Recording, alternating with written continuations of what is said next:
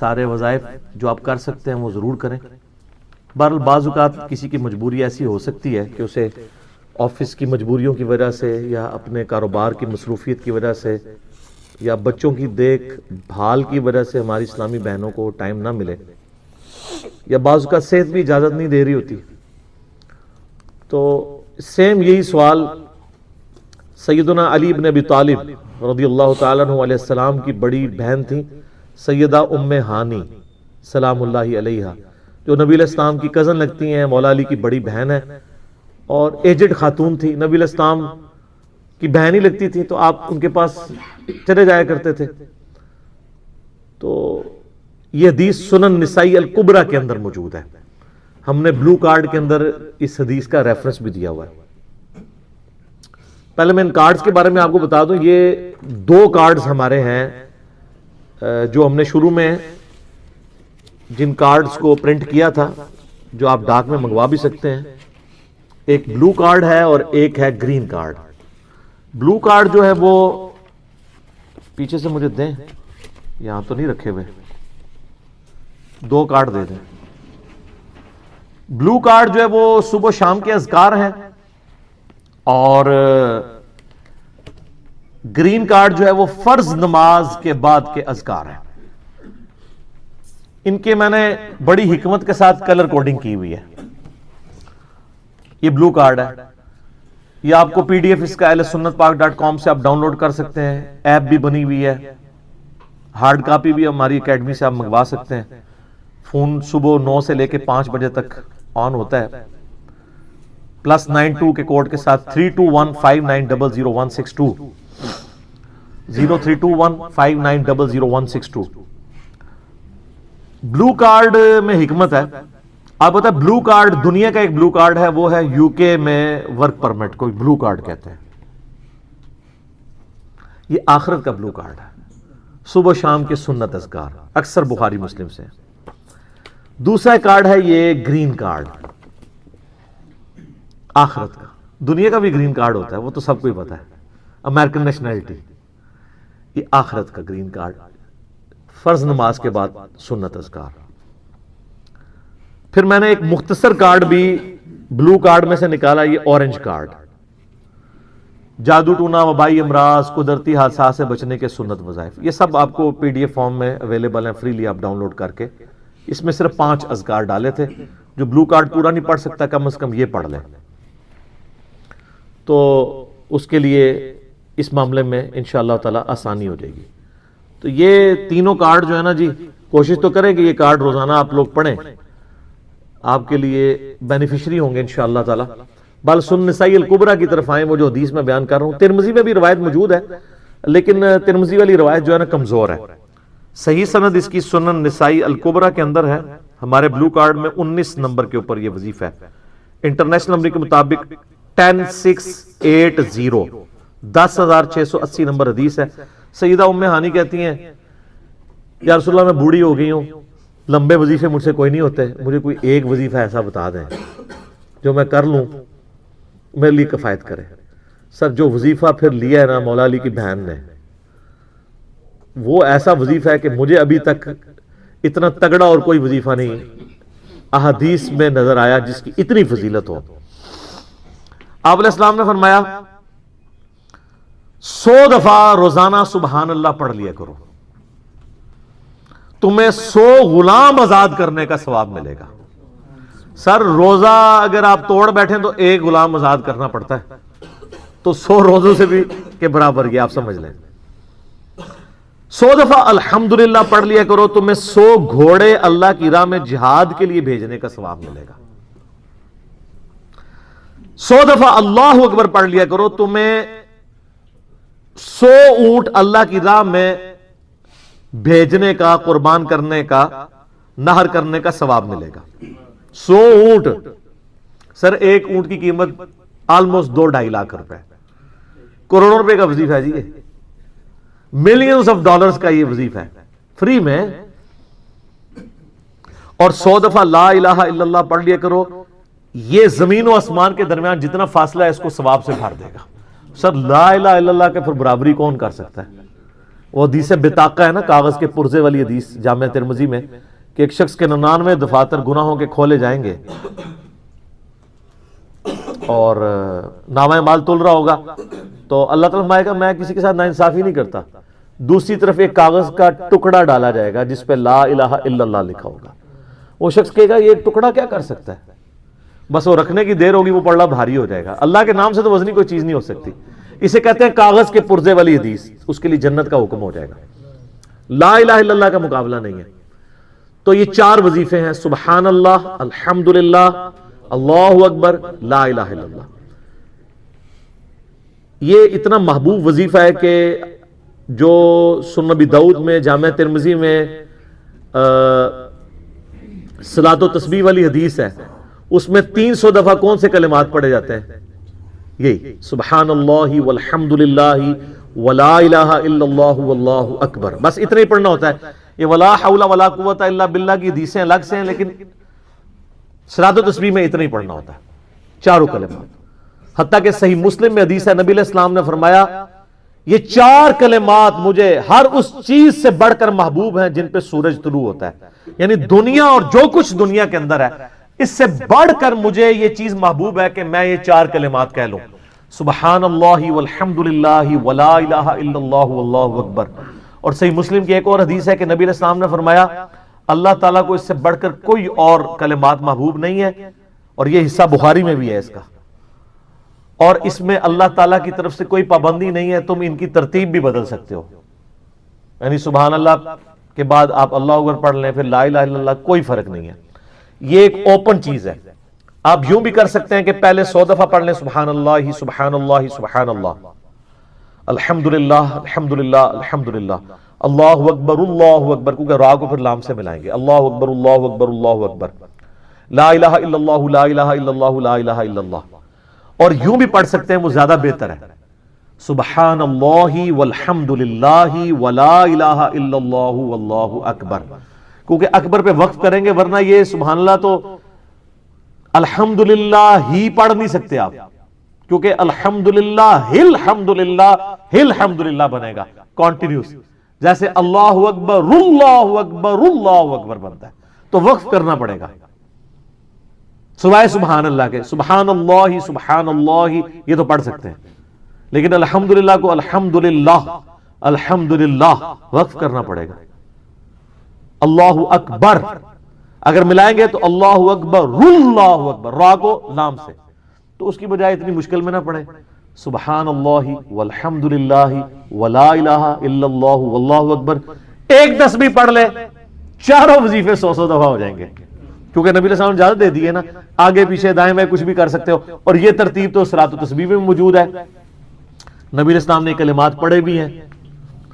آپ کو پتہ ہے تبلیغی جماعت والے 3 وظیفے بتاتے ہیں، ویسے بڑی سمجھداری سے ہی کسی نے وہ ڈیوائس کیے ہوئے ہیں. 100 دفعہ وہ یہ بتاتے ہیں سبحان اللہ والحمدللہ ولا الہ الا اللہ واللہ اکبر. وہ ساتھ وہ بتاتے ہیں ولا حول ولا قوت الا باللہ، وہ بھی پڑھ سکتے ہیں. وہ بھی صحیح بخاری میں رات کو اٹھتے وقت کی دعا ہے. ہل علی العظیم تک بھی پڑھ سکتے ہیں، وہ ابن ماجہ میں موجود ہے. میرا ایک یوٹیوب پہ کلپ ہے 6 کلموں کا ثبوت، تو میں نے بتایا 4 کلمے ثابت ہیں، 2 مولویوں کے لکھے ہوئے ہیں، آخری والے جو ہیں. تو بلکہ وہ میرا بیٹا تو وہ اس کے وہ کورس میں آیا تو اس نے وہ 2 یاد ہی نہیں کیے، تو اس کو ماں کہہ رہی یاد کرو، کہتی وہ کہتا ثابت ہی نہیں ہے تو کیوں ساری یاد کرتے.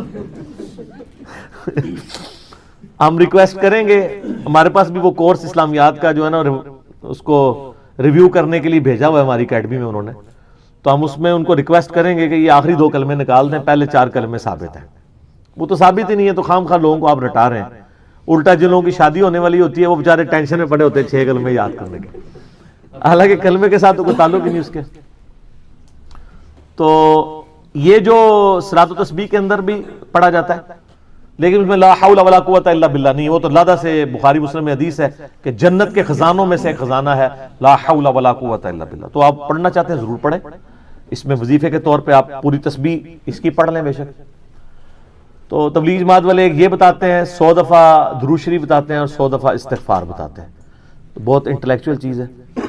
یہ وظیفہ اتنا کمال ہے کہ آپ کے ہر فرض نماز کے بعد یہ وظیفہ نبی علیہ السلام نے مشروع کیا ہے. مسلم شریف میں حدیث ہے ہر فرض نماز کے بعد یہ وظیفہ پڑھنے والا کبھی نامراد نہیں جاتا. 33 دفعہ سبحان اللہ، 33 دفعہ الحمدللہ اور 34 دفعہ اللہ اکبر. اور ایک حدیث میں ہے مسلم شریف کی کہ جو پڑھے 33 دفعہ سبحان اللہ، 33 دفعہ الحمدللہ، 33 دفعہ اللہ اکبر اور 100 کا عدد پورا کرنے کے لیے پڑھ لے لا الہ الا اللہ وحدہ لا شریک لہ لہ الملک ولہ الحمد وہو علی کل شیء قدیر. 100 کا عدد اس سے بھی پورا کر سکتے ہیں اور 100 کا عدد اللہ اکبر کہہ کے بھی پورا کر سکتے ہیں. تو اس کے سارے گناہ معاف کر دیے جائیں گے اگرچہ سمندر کی جھاگ کے برابر ہی کیوں نہ ہو. لیکن وہ صغیرہ گناہ، کبیرہ گناہ صرف توبہ سے معاف ہوتے ہیں. وہ صحیح مسلم میں حدیث ہے کہ اگر بڑے گناہوں سے بچا جائے تو ایک جمعے سے دوسرا جمعہ، ایک رمضان سے دوسرا رمضان اور ایک نماز سے دوسری نماز درمیان کے گناہوں کا کفارہ بن جائے گی. لیکن جو نماز ہی نہیں پڑھتا تو جمعہ پڑھتا رہے تو وہ تو بڑے گناہوں سے نہیں بچا ہوا نا. مسلم شریف میں حدیث ہے بندے کے کفر اور اسلام کے درمیان فرق نماز ہے. یہ نہ ہوگا ایک رمضان پڑھ لے اگر رمضان کے لیے بیچ چلے سارے، نہیں نہ، اس طرح نہیں ہوگا. تو یہ وظیفہ اتنا کمال ہے. بخاری مسلم دونوں میں حدیث ہے کچھ غریب صحابہ حضور کے پاس ہے، یا رسول اللہ ہر مقابلے میں ہم برابری کر لیتے ہیں امیر اصحاب کی. وہ روزے رکھتے ہیں ہم بھی روزے رکھ لیتے ہیں، وہ نمازیں پڑھتے ہیں ہم بھی نمازیں پڑھ لیتے ہیں، وہ جہاد کرتے ہیں ہم بھی جہاد کر لیتے ہیں. ایک معاملے میں آ کے ہم مارے جاتے ہیں. قرآن میں بار بار ہے اللہ کی راہ میں خرچ کرو، ہم تو خود ہی غریب ہیں، تو آپ ہمیں کوئی اس کا حل تجویز کریں. تو آپ فرمایا میں تمہیں ایک ایسی چیز بتاتا ہوں کہ تم ان کی برابری کر لو گے. تم ہر فرض نماز کے بعد 33 دفعہ سبحان اللہ، 33 دفعہ الحمدللہ، 34 دفعہ اللہ اکبر پڑھ لیا کرو. یہ بخاری مسلم دونوں میں. کچھ دنوں کے بعد پھر وہ حاضر ہوئے، یا رسول اللہ وہ تو امیر صحابہ کو بھی پتہ چل گیا، وہ بھی یہی کچھ پڑھ رہے ہیں. اب ہم کیا کریں؟ تسی تک لو جناب، تسی گرین کارڈ دے تے بلو کارڈ دے چکر پہ ہو، دنیا دے آخرت کے نہیں. صحابہ کرام آخرت کے بلو اور گرین کارڈ کی بات کرتے تھے. تو نبی علیہ السلام مسکرائے، آپ نے فرمایا ذالک فضل اللہ یؤتی من یشاء، یہ اللہ کا فضل ہے، میں تو اللہ کا فضل نہیں روک سکتا. ٹھیک ہے نا؟ تو ظاہر گیون سرکمسٹانسز اللہ کے دیے ہوئے ہیں، اس کے اندر آپ بیسٹ پرفارم کرنے کی کوشش کریں. اللہ کے فضل کو تو کوئی روک نہیں لگا سکتا نا. کوئی یہ نہیں کہہ سکتا کہ جی وہ یعنی تیرے ہوتے جنم لیا ہوتا کیوں نہیں ہوا. ہو سکتا ہے ابو جہل ہی ہوتا. تو جس حال میں اللہ نے رکھا ہے اسی کو آپ بہتر سمجھیں. تو اس طرح کی کئی احادیث ہیں جو ان وظیفوں کو سپورٹ. اچھا مسلم شریف میں ایک حدیث میں یہ بھی ہے کہ 10 دفعہ سبحان اللہ، 10 دفعہ الحمدللہ اور 10 دفعہ اللہ اکبر. اگر کسی کے پاس ٹائم تھوڑا ہے نا تو فرض نماز کے بعد یہ بھی پڑھ سکتا ہے. 10 دفعہ بھی وظیفہ یہ والا کیا جا سکتا ہے. ایک بڑی رکت انگیز حدیث ہے، ہمارے یوسف بھائی نے اس پہ کلپ بھی بنایا ہے، صفین کی راتوں میں. بخاری مسلم دونوں میں حدیث ہے. مولا علی علیہ السلام خود روایت کر رہے ہیں. وہ کہتے ہیں کہ نبی علیہ السلام کو جب اللہ نے کشادگی دی، کچھ غلام آپ کو گفٹ ملے، تو میں نے فاطمہ سے کہا کہ تم پورا دن گھر کی صفائی کرتی ہو، چکی چلاتی ہو، اس کی وجہ سے ان کے ہاتھ پہ بھی نشان بن گئے تھے. اس طریقے سے سامان اٹھا کے لاتی تھیں تو وہ رسی کے نشان یہاں پڑے ہوئے تھے. تو نبی علیہ السلام سے جا کے جو ہے وہ ایک غلام ڈیمانڈ کر لیتے ہیں جو ہمیں ذرا ہیلپ آؤٹ کر دے گا. جب سب کو مل رہا ہے تو ہمیں بھی مل جائے گا. تو سیدہ فاطمہ حاضر ہوئی. یہ حدیث بخاری میں بھی ہے، مسلم میں بھی ہے. تو حضور علیہ السلام کے پاس گئیں، بات نہیں کر سکی. طبیعت میں تربیت کس کی تھی سر؟ بولڈنس نہیں تھی وہ والی، حالانکہ باپ ہے اور حضور کو پتا تھا اپنی بچی کی عادت کا. تو وہ گئیں، بات نہیں کر سکی، واپس چلی گئی. تو حضور علیہ السلام محفل برخاست ہوئی، آپ خود آ گئے. سر وہ حدیث کمال ہے. مولا علی کہتے ہیں میں اور فاطمہ ایک چادر میں لیٹے ہوئے تھے اور نبی علیہ السلام ہمارے گھر میں آئے اور پاؤں کی جانب سے نبی علیہ السلام ہمارے بستر میں داخل ہوئے، حتیٰ کہ آپ کے پاؤں کی ٹھنڈک ہم نے اپنے سینے پہ محسوس کی. یعنی حضور علیہ السلام نے پاؤں کی جانب سے اپنے پاؤں انٹر کیے اور وہ پاؤں سیدہ فاطمہ اور مولا علی کے سینے تک پہنچ گئے تو انہوں نے ان کو سینے سے لگا لیا. سر یہ فرینکنس کسی صحابی کو نصیب ہو سکتی ہے؟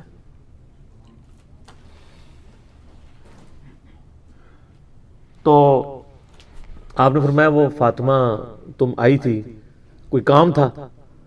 سیدہ فاطمہ سے پھر بھی بات نہیں نکلی. تو حضرت علی کہتے ہیں میں نے نا پھر کہا یا رسول اللہ وہ میں نہیں بھیجا تھا, پورا دن کام کرتی ہے. آپ کی بیویاں کہتی ہیں ہماری کوئی ذمہ داری نہیں ہے. یہ بھی تو بیوی تھی نا. بخاری مسلم میں حدیث ہے جنتی عورتوں کی سردار ہے فاطمہ سلام اللہ علیہا. تو میں نے غلام کے لیے عرض کیا تھا یہ تھک جاتی ہے ہمیں ہیلپ آؤٹ کر دے گا. آپ نے السلام فرمایا میں تمہیں اس سے بہتر نہ چیز عطا کروں. کہ یا رسول اللہ عطا کرے. یعنی آپ لوگ تو سمجھ رہے ہوں گے کہ غلام مانگا ہے تو شاید ایک گھوڑا بھی ساتھ گفٹ مل جائے گا. ان کا جب رات کو بسترے پہ جانے لگو نا تو 33 دفعہ سبحان اللہ, 33 دفعہ الحمدللہ اور 34 دفعہ اللہ اکبر پڑھ لیا کرو. یہ تمہارے لیے اس غلام سے بھی بہتر ہے. یعنی سارے دن کی تھکاوٹ اتر جائے گی. سر یہ بہت بہترین وظیفہ ہے. تو اچھا یہ حدیث مولا علی پوری زندگی سنایا کرتے تھے کیونکہ حضرت فاطمہ اور مولا علی کی ایک محبت بڑی مثالی تھی. پھر لوگ بھی جو ہے نا وہ مولا علی سے پوچھا کرتے تھے وہ فاطمہ والی حدیث تسبیح فاطمہ, اسے تسبیح فاطمہ اس لیے کہا جاتا ہے. تو یہ حدیث جب بیان کی مولا علی نے تو آگے نے تابعی نے پوچھ لیا, بخاری مسلم دونوں میں ہے, کہ حضرت علی کہتے ہیں کہ وہ دن ہے آج کا دن ہے میں نے کبھی یہ وظیفہ چھوڑا نہیں ہے. سر استقامت تو خود مل جاتی ہے جس کے بسترے میں جا کے نبی علیہ السلام وظیفہ سکھا رہے ہوں تو وہ پوری زندگی اس واقعے کو کبھی بھول سکتا ہے کہ مجھے خود آ کے میرے بسترے میں آ کے اور حتیٰ کہ آپ کے قدم مبارک میرے سینے سے لگے تھے اس حال میں حضور نے مجھے یہ تحفہ دیا ہے, وہ تحفہ کوئی بھلا سکتا ہے؟ تو تابعی نے کہا کہ مولا علی سے کہا کہ کیا جنگ صفین کی راتوں میں بھی آپ یہ وظیفہ پڑھا کرتے تھے جب مسلمانوں پہ اتنا مشکل وقت تھا, آپ میدان جنگ میں تھے. آپ دیکھیں 30 سال کے بعد مولا علی کو تلوار دوبارہ اٹھانا پڑی اسلامی نظام کو بچانے کے لیے. تو مولا نے کہا ہاں صفین کی راتوں میں بھی میں نے کبھی یہ وظیفہ نہیں چھوڑا. تو اس پہ وہ کلپ بنایا تھا صفین کی راتوں میں. یہ اتنا کمال کا وظیفہ ہے. اللہ تعالیٰ ہمیں اس وظیفے پہ استقامت دے اور کچھ نہ کر سکیں یہ ضرور کیا کریں. بخاری مسلم میں حدیث ہے, عائشہ کہتی ہیں نبی علیہ السلام نے فرمایا کہ اللہ تعالیٰ کو سب سے بڑھ کر محبوب عمل وہ ہے جو مستقل مزاجی سے کیا جائے خواہ تھوڑا ہی کیوں نہ ہو, بنسبت اس عمل کے جو بہت زیادہ ہو لیکن مستقل مزاجی سے نہ ہو. ایک بندہ ایک دن 1000 دفعہ سبحان اللہ پڑھتا ہے, اگلے دن 10 دفعہ پڑھتا ہے, اس سے بہتر روزانہ ہی 10 دفعہ پڑھ لے. تو یہ وظیفہ 100 دفعہ پڑھنے کے لیے کوئی زیادہ ٹائم ریکوائرڈ نہیں ہوتا. آپ روٹین میں آپ. اور میں اکثر اہل حدیثوں کو چھیڑتا ہوں کہ آپ کی اور بریلویوں کی ایک بات کامن ہے کہ عورتیں نہیں قبروں پہ جا سکتی. یہ میرا موقف نہیں, نبی علیہ السلام کا موقف ہے.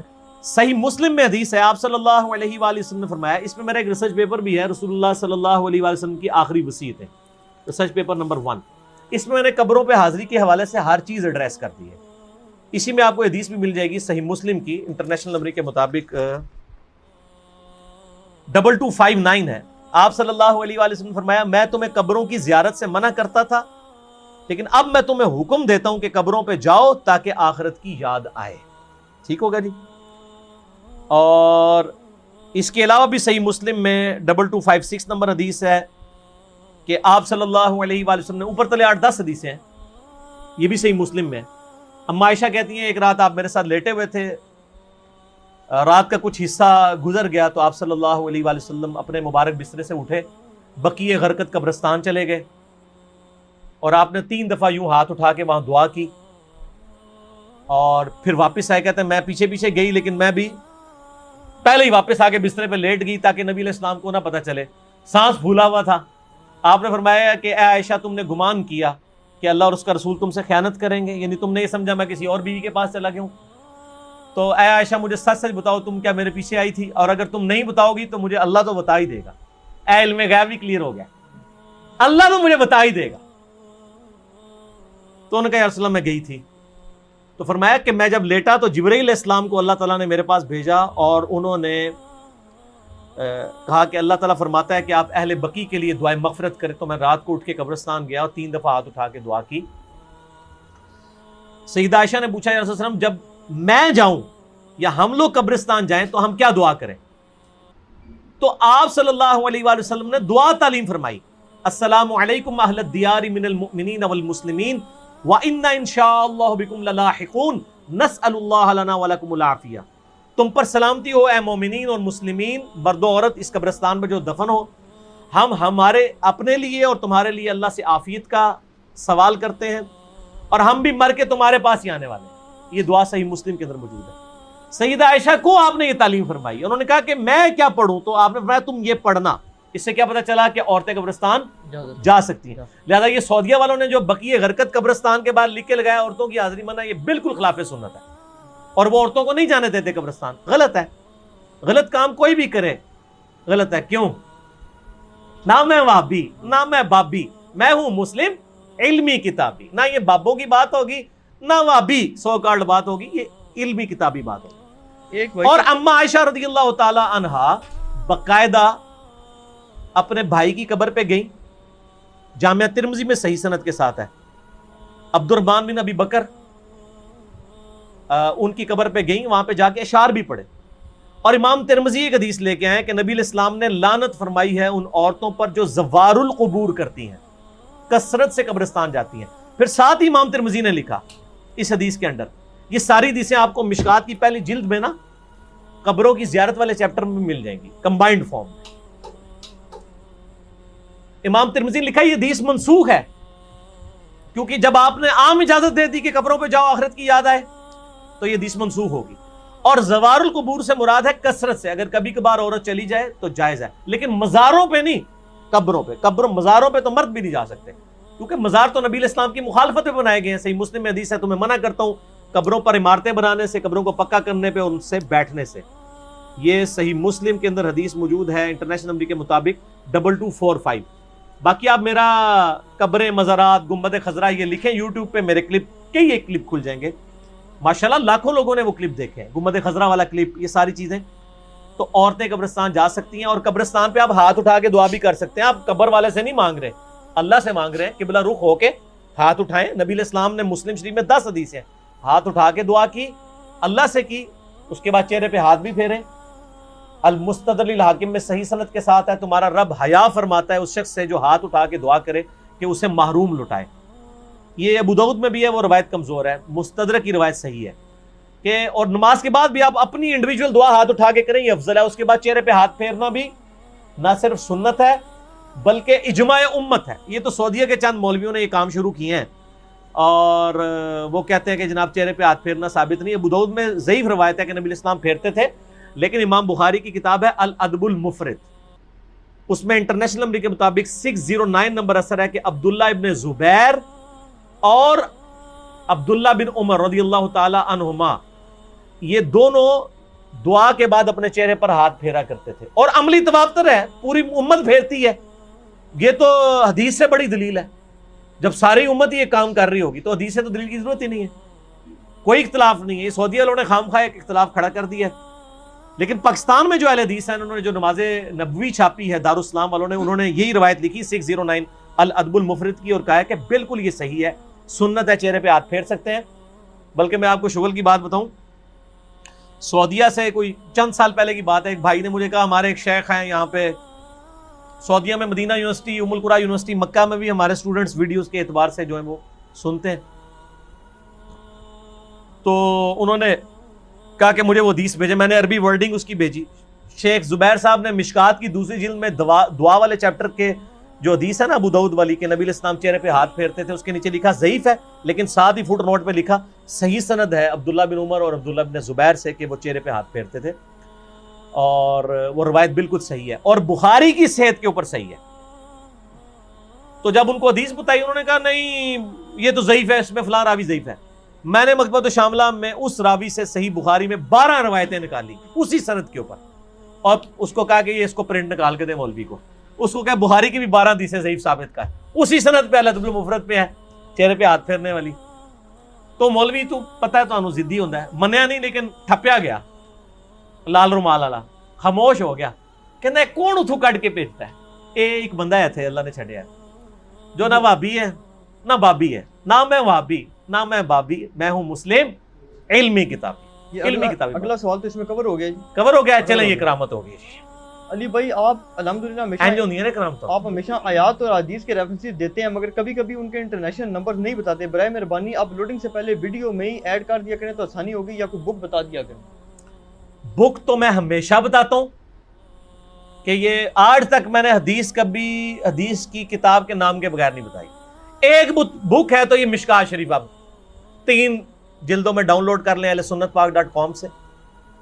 یہ انسائکلوپیڈیا آف حدیث ہے، بخاری، مسلم، ابو داؤد، ترمذی، نسائی، ابن ماجہ اور کئی 13 کے قریب کتابوں کے یہ نوٹس ہیں. یہ آپ ڈاؤن لوڈ کریں، 18 MB کی 3 فائلیں آپ کو فری ڈاؤن لوڈ کر لیں ahlsunnatpak.com سے. انٹلیکچوئل ترتیب کے ساتھ آپ کو اس میں حدیثیں مل جائیں گی. ٹھیک ہوگا جی. تو باقی انٹرنیشنل نمبر چونکہ اکثر میں نے پورے مسئلہ نمبر ریکارڈ کرائے ہیں، میرے ریسرچ پیپر ہیں ان میں نمبرنگ بتائی ہوئی ہے. یہ فی البدی گفتگو ہوتی ہے، اس میں جو نمبر یاد ہوتے ہیں وہ بتا دیتے ہیں. نمبر ضروری نہیں ہے، میں حدیث کے جو الفاظ بتاتا ہوں اسلام 360 میں وہ لکھا کریں، سرچ کے آپشن میں جائیں آپ کو مل جائے گا. جب میں مسلم شریف، بخاری شریف، ابو داؤد، ترمذی بتا دیتا ہوں تو اتنا تھوڑا ہے، تو ریفرنس تو ہو ہی جاتے ہیں. باقی اپلوڈنگ سے بغیر پہلے یہ کچھ کرنا، یہ اتنی بڑی ایڈیٹنگ ہے کہ اس کے لیے پورا ایک آفس اور کئی بندے چاہیے، تو یہ پاسبل نہیں ہے. ہم نے تو ویڈیو فوراً اپلوڈ کرنی ہوتی ہے، اور آلموسٹ ہمارے جتنے اسٹوڈنٹس ہیں ان کو نمبرنگ پتہ ہے، وہ آپ کو واٹس ایپ نمبروں پہ رابطہ کریں، وہ بتا دیتے ہیں اور آسانی سے آپ کو مل جائیں گے. کہ یہ 7 چیزیں نبی الاسلام نے کھانے سے منع کیا ہے، اس میں اوجڑی شامل ہے، آنکھیں شامل ہیں، اس طرح کی چیزیں. تو اسپیئر پارٹس جن کو کہہ دیتے ہیں، وہ ہر چیز حلال ہے جاننا. اوجڑی اب تو انہوں نے نئی ٹرم نکالی ہوئی ہے فقہ کے اندر، یہ مکروہ ہے، حرام نہیں ہے. اگر صحیح طریقے سے صفائی کر لی جائے تو جائز ہے. وہ کھاتے ہیں، بڑے شوق سے کھاتے ہیں. ہر چیز حلال ہے جی، حلال جانور کی ہر چیز حلال ہے، آپ کھا سکتے ہیں. جس روایت کی بنیاد پہ انہوں نے کلیم کیا وہ روایت ہی گھڑی ہوئی روایت ہے. ہاں دل نہ مانے لادہ بات ہے. مثلا میں نے کبھی مغز نہیں کھایا، مغز تو حنفیوں کے نزدیک بھی حلال ہے، ان 7 چیزوں میں نہیں آتا، میرا دل نہیں مانتا. کئی لوگ زبان اتنے شوق سے کھاتے ہیں، ٹھیک ہے، ہمارا نہیں دل مان رہا ہوتا. بھائی جن کا دل مان رہا ہے ان کو کھانے دیں آپ. اب جو لوگ اوجڑی جن کے منہ کو لگی ہوئی ہے وہ کہتے ہیں جی اوجڑی جیسی چیز ہی کوئی نہیں ہے، تو کھانے دیں آپ. جس چیز کو قرآن حکیم میں آیا کہ اپنی زبانوں سے فوراً نہ کہہ دیا کرو کہ یہ چیز حلال ہے اور یہ حرام ہے بغیر علم کے. اور سنن ابی داؤد میں اسی آیت کے کانٹیکسٹ میں عبداللہ ابن عباس کا قول ہے کہ اللہ نے جو حرام چیزیں کرنی تھی وہ فرما دی ہیں، باقیوں کے بارے میں اللہ تعالیٰ نے یعنی اپنے شریعت کا قلم اٹھایا ہوا ہے. وہ آپ نے خود اس معاملے میں دیکھ لینا، اگر چیز آپ کو پسند ہے آپ کھائیں، نہیں پسند نہ کھائیں. حرام کا فتویٰ نہیں لگائیں گے حلال چیز کے اوپر. حلال چیز جو حلال ہے وہ حلال ہے. گوشت کے کیٹیگری میں جو چیز جانور کی فال کرتی ہے وہ آپ کھائیں گے. تو ویسے یہ لوگ کہتے رہتے ہیں اوجڑی کے بارے میں اور خود بھی بڑے شوق سے کھاتے ہیں. سیدنا یوسف علی نبینا علیہ الصلوۃ والسلام کے بارے میں صحیح بخاری میں حدیث ہے، نبی الاسلام جب ان کا ذکر کرتے تو کہتے کریم ابن کریم ابن کریم ابن کریم. یوسف علیہ السلام چونکہ حضرت یعقوب علیہ السلام کے بیٹے تھے اور ظاہر ہے کہ ان کی لیگیسی کو آگے کسی نے تو لے کے چلنا تھا. یوسف علیہ السلام کے 11 بھائی تھے، ان میں سے ایک بنیامین تھے جو ایسے بھائی تھے کہ ماں اور باپ دونوں کامن تھے، اور باقی جو 10 بھائی تھے وہ دوسری والدہ سے تھے ان کے، وہ خالہ بھی لگتی تھی ان کی یوسف علیہ السلام کی، اور ظاہر ہے کہ ماں بھی تھی کیونکہ ان کے والد نے ان سے نکاح کیا ہوا تھا. 10 بیٹے اس ماں سے تھے، 2 یہ تھے، اور آپس میں ان کا ایک حسد والا معاملہ ہو گیا شیطان کی وجہ سے. ظاہر ہے کہ اب باپ کی لیگیسی کو کس نے آگے لے کے چلنا ہے، وہ ظاہر ہے وہ تو باپ نے تو ڈیسائیڈ ہی نہیں کرنا، وہ تو اللہ نے ڈیسائیڈ کرنا ہے. اب یوسف علیہ السلام کو اللہ تعالیٰ نے ایک خواب دکھایا، اور خواب انبیاء کے حق میں وحی الہی ہوتا ہے. بخاری مسلم میں حدیث ہے کہ خواب نبوت کا 46واں حصہ ہے. حضرت ابراہیم علیہ السلام کو بھی خواب میں ہی دکھایا گیا تھا. سورہ صافات میں آتا ہے کہ میں اپنے بیٹے کی قربانی کر رہا ہوں، اسی لیے انہوں نے اسے ایگزیکیوٹ کرنے کی کوشش کی اور اللہ تعالیٰ نے فدیہ بھیج دیا. لیکن ایگزیکیوٹ اتنی بڑی ایکٹیویٹی کو کرنا کہ بیٹا قربان کرنا اسی لیے تھا کہ وہ وحی الہی تھا. یوسف علیہ السلام کو اللہ تعالیٰ نے چھوٹی عمر کے اندر ہی 10-12 سال کی عمر میں ہی یہ خواب دکھایا کہ 11 ستارے اور سورج اور چاند انہیں سجدہ کر رہے ہیں. اس خواب کا ذکر انہوں نے اپنے والد سے کیا. ظاہر ہے اس زمانے میں تو والد ہی ڈائریکٹ ٹریننگ کیا کرتے تھے اپنی اولاد کی، اور ایک بڑی فرینکنس ہوتی تھی. اور پھر نبی کی اولاد حضرت یعقوب علیہ السلام کو پتا چل گیا کہ میری اس نبوت کا وارث اب یہ ہونے والا ہے، یعنی 12 بچوں میں سے اس کے سر کے اوپر یہ تاج نبوت سجنا ہے. تو ظاہر ہے باقیوں نے تو حسد کرنا ہے، حسد تو آ ہی جاتا ہے. آدم علیہ السلام کے بیٹوں میں آیا تھا، تو یہ اولاد آدم والا ہی معاملہ ہے. بہرحال وہ حسد آیا. حضرت یعقوب علیہ السلام نے یوسف علیہ السلام سے کہا تھا کہ اس خواب کا ذکر تم نے اپنے بھائیوں سے نہیں کرنا ورنہ وہ تمہارے خلاف کوئی نہ کوئی چال چلیں گے. لیکن بہرحال یہ خواب والی بات کسی طریقے سے لیک ہو گئی. یوسف علیہ السلام نے تو نہیں کی, لیکن شاید آپ کی بیوی نے سنی اور انہوں نے باقی بیٹوں تک بات پہنچا دی. بل کچھ ہوا ایسا معاملہ,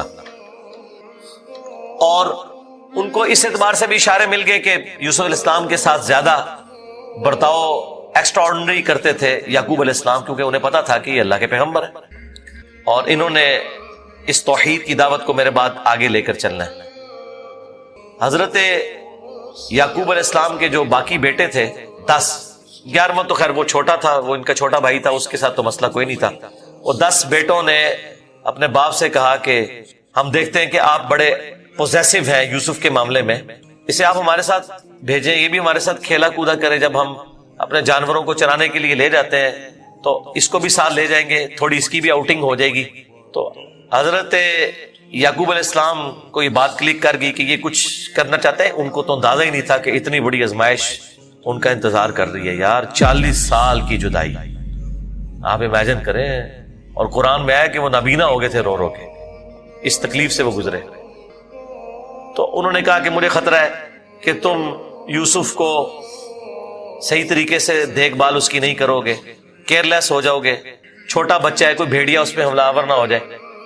انہوں نے کہا ہمارے ہوتے ہوئے 10 بھائی جس کے ہوں تو پھر تو ہم پھر نام کے ہی جوان ہوئے.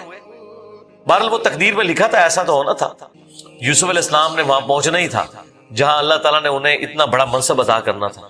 وہی ہوا, تنگ آ کے یعقوب علیہ السلام نے اجازت دے دی, وہ لے گئے یوسف علیہ السلام کو اور پلان یہ بنایا کہ اسے قتل کریں گے.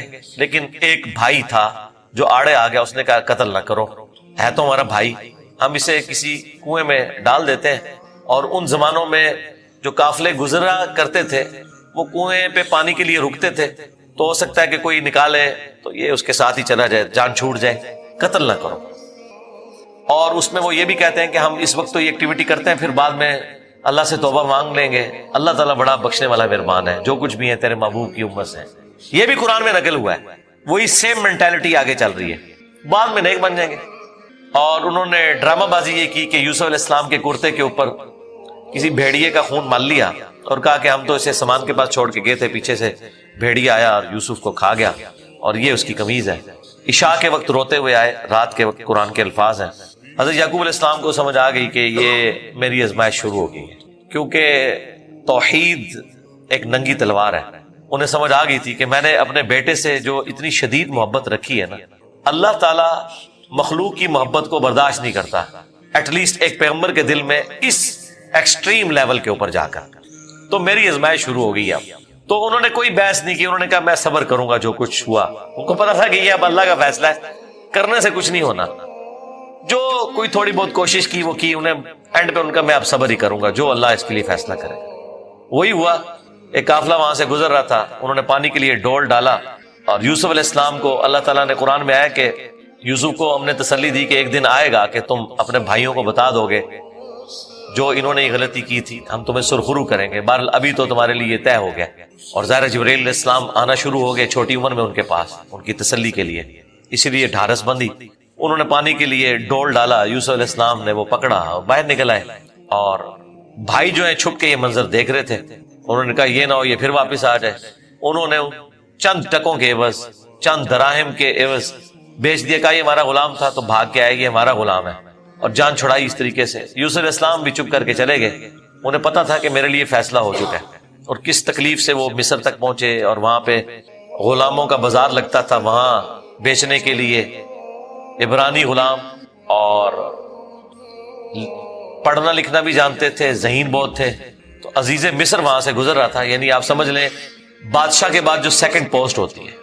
اس نے دیکھا کہ یہ تو شکل ہی غلاموں والی نہیں ہے, یہ کوئی ایکسٹرا آرڈنری بندہ ہے. اس نے خرید لیا اور لا کے اپنی بیوی سے کہا کہ یہ میں خرید کے لایا ہوں, اولاد تو ہماری کوئی نہیں, ہو سکتا ہے ہم اسی اپنا بچہ بنا لیں.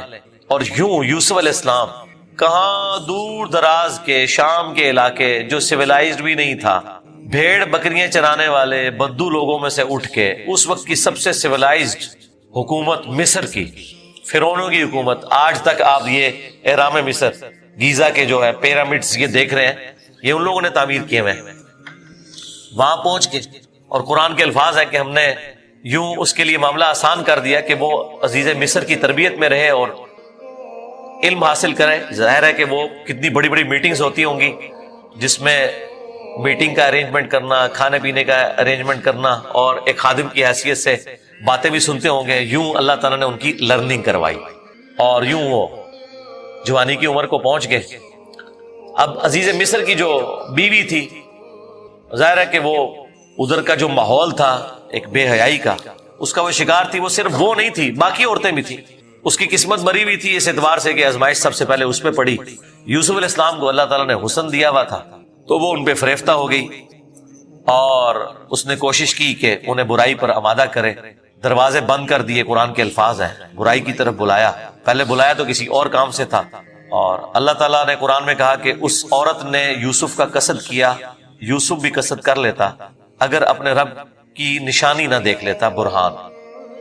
اور وہ نشانی قرآن میں نقل نہیں ہوئی. اسرائیلی روایتوں میں ملتا ہے کہ ان کو ان کے والد یعقوب علیہ السلام کی شبیہ دکھائی گئی, جو کہ یوں انگلی سے اشارہ کر رہے تھے کہ بیٹا یہ کام نہیں کرنا, اس طرف نہیں آنا. تو وہ بچ کے, ظاہر ہے اللہ نے فرمایا کہ یہ ہمارے مخلص بندے تھے, یعنی مخلص چنے ہوئے.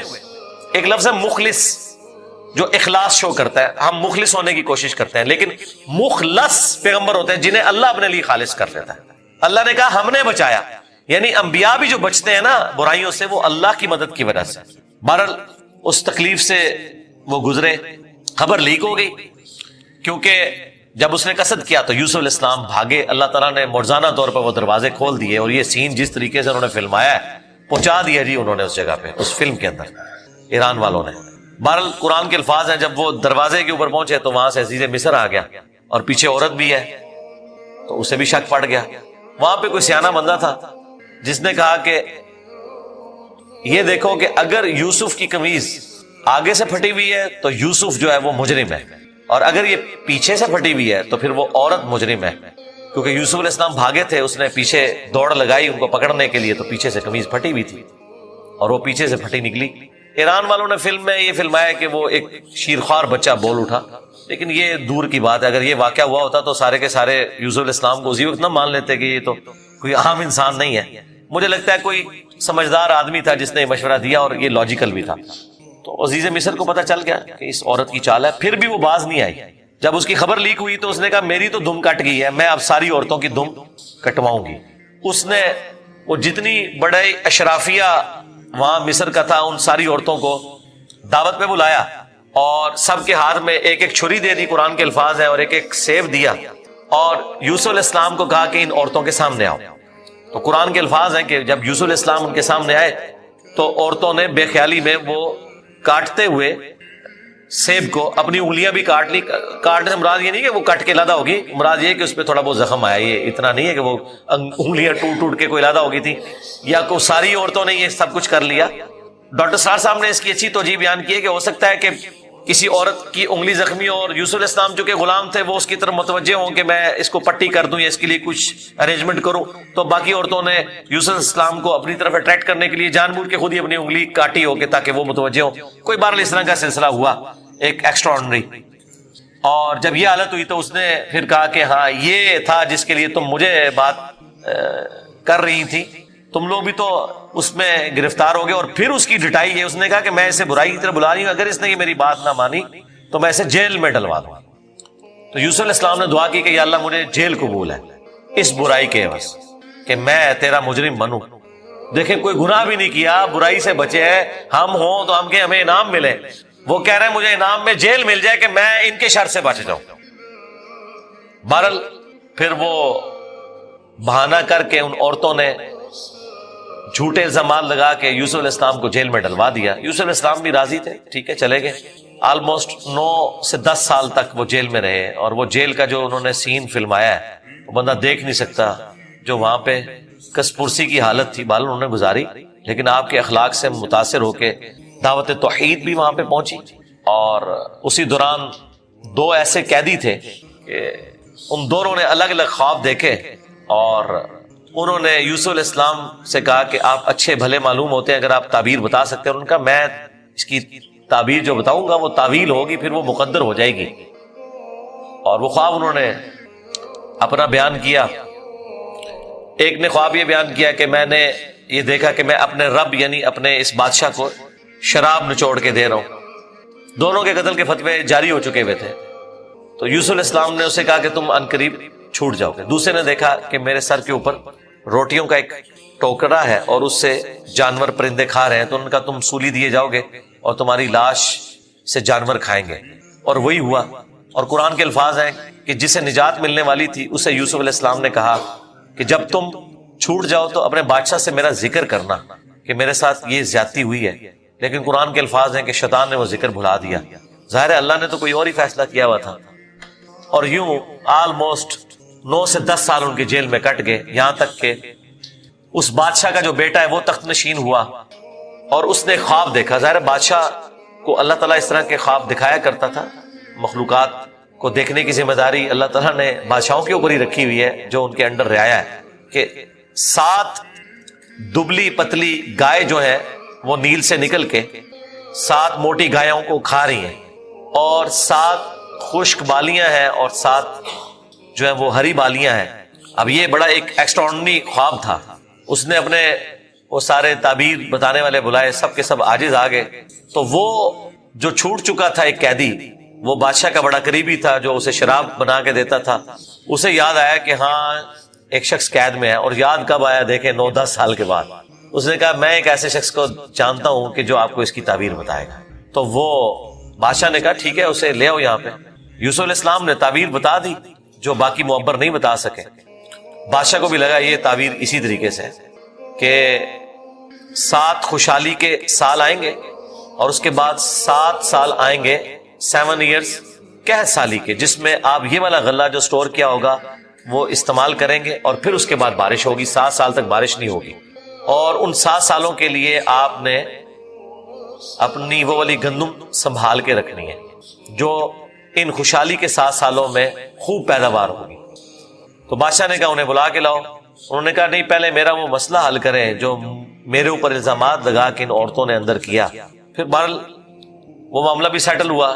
عورتوں نے مان لیا کہ یوسف علیہ السلام کی کوئی غلطی نہیں تھی.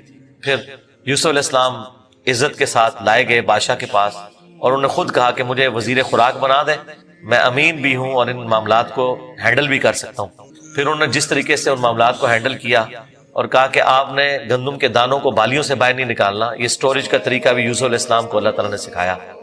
یوں گندم خراب نہیں ہوتی، سال ہر سال آپ استعمال کر سکتے. آج بھی گندم اسی طریقے سے سٹور ہوتی ہے. اب وہ قحط سالی صرف مصر تک نہیں تھی، شام تک بھی پھیل چکی تھی. اور وہی بھائی بالآخر گندم کی تلاش میں مصر آئے. انہیں تو پتہ ہی نہیں تھا کہ ان کا بھائی یہاں کا بے تاج بادشاہ بن چکا ہے.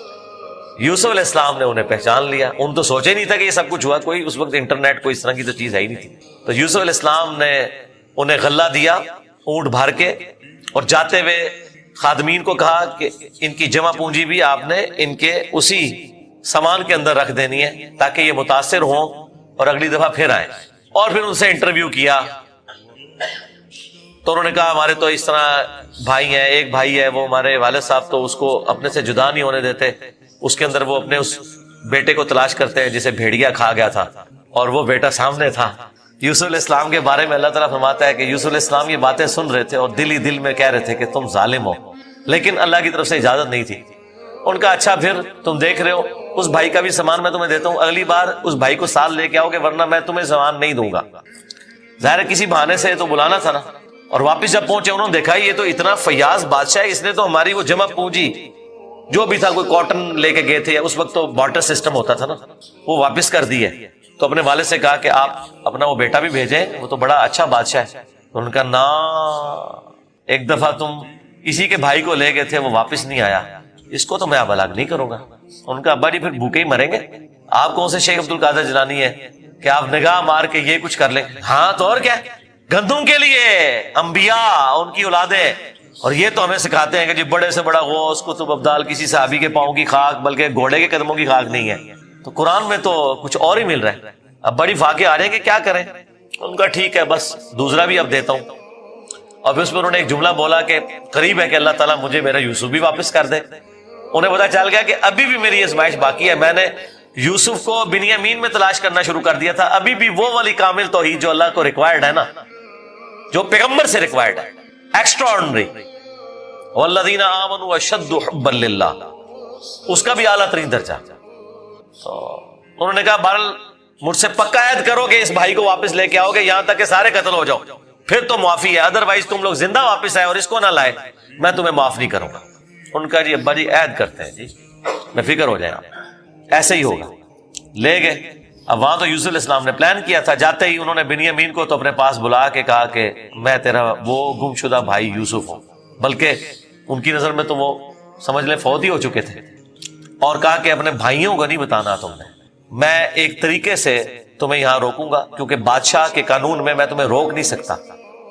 تو اس کے لیے قرآن میں الفاظ ہے کذالک کدنا لیوسف, ہم نے یوسف کو یہ تدبیر سکھائی تھی, ایک ہیلا سکھایا کہ وہ بادشاہ کا ایک قیمتی پیالہ تھا جو بنیامین کے سامان میں انہوں نے واپسی پہ رکھوا دیا, اور جب وہ واپس جانے لگے تو پیچھے سے آواز لگائی گئی قافلے والوں تم چور ہو. اور یوسف علیہ السلام کو پتا تھا کہ بنی اسرائیل میں چوری کی سزا یہ ہے کہ وہ شخص پھر غلام بن جاتا ہے جس کی اس نے چوری کی ہوتی ہے. ان کا بتاؤ اگر کوئی چور نکلا, ان کا جی جس کے سامان میں نکلا وہ آپ رکھیں اس بندے کو. تو انہوں نے مختلف جگہ سے شروع کیا, بنیامین سے سٹارٹ نہیں کیا ورنہ تو پلان ڈسکلوز ہو جاتا. الٹیمیٹلی بنیامین کے سامان میں سے نکلا. تو انہوں نے کہا ہاں اس کا بھائی بھی اسی طرح چور تھا, اندازہ کریں ہر جگہ وہ ٹھونگ مارتے سن نال. تو اچھا یہ پھر ایران والوں نے اس فلم میں کھولا ہے کہ وہ کس چوری کی طرف اشارہ کر رہے تھے. وہ یوسف علیہ السلام سے ان کی پھوپھی بڑی محبت کرتی تھی, وہ لے گئی تھی اور وہ ان کو اپنے پاس رکھنا چاہتی تھی. تو انہوں نے کہا کہ میرا فلاں قیمتی کپڑا جو ہے وہ چوری ہو گیا, حالانکہ وہ چوری نہیں ہوا تھا, اور وہ یوسف علیہ السلام کے سامان سے انہوں نے ریٹریو کیا, اور اس کے بدلے میں یعقوب علیہ السلام کو کچھ عرصہ اپنے اس بیٹے کو اپنی بہن کے پاس چھوڑنا پڑا. تو یہ ان کو کلک کر گیا آئیڈیا, یہی والا آئیڈیا انہوں نے اپنے بھائیوں کے اوپر بھی اپلائی کیا, اور ان کے بھائیوں کا بھی اشارہ اسی طرف تھا کہ اس نے تو بچپن میں اس کا بڑا بھائی بھی چور تھا, حالانکہ اس نے چوری نہیں کی ہوئی تھی, نہ ادھر چوری والا معاملہ تھا. بہرحال ان میں سے ایک بھائی نے کہا بھائی میں تو اب واپس نہیں جاؤں گا, میں تو ابے سے عہد کر کے آیا ہوں کہ بھائی میں تو اپنے بھائی کی یاد میں ادھر ہی رہوں گا جب تک کہ کوئی معاملہ نہ ہو. تم لوگ جاؤ نا ذرا اور جا کے ابا جی کو ساری صورتحال بتاؤ, اور بتاؤ کہ تمہارا یہ بیٹا چور نکلا ہے اور ہم لاکھ قسمیں کھائیں آپ نے ماننا نہیں ہے. تو وہ چلے گئے واپس.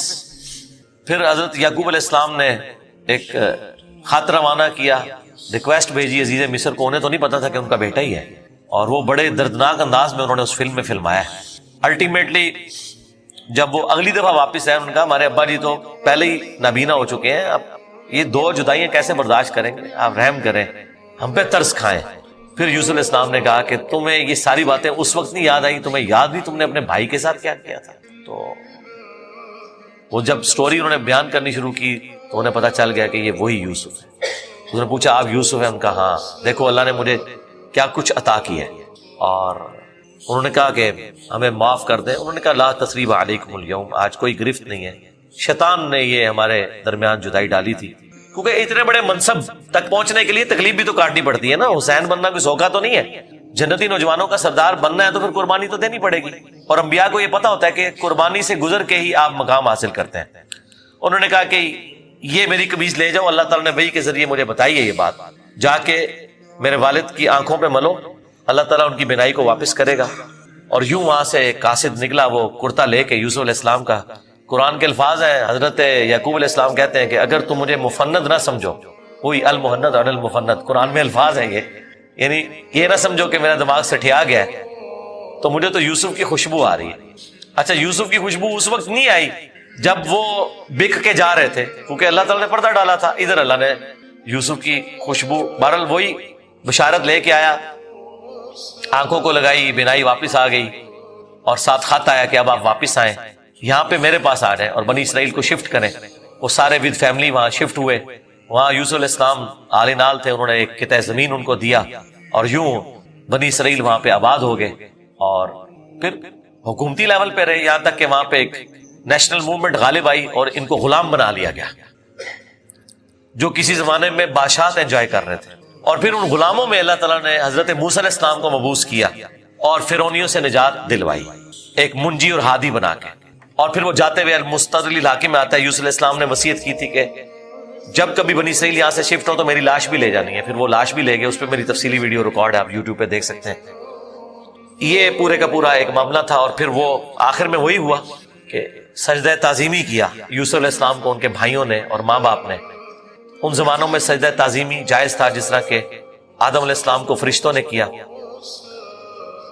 اس امت میں حرام ہو گیا۔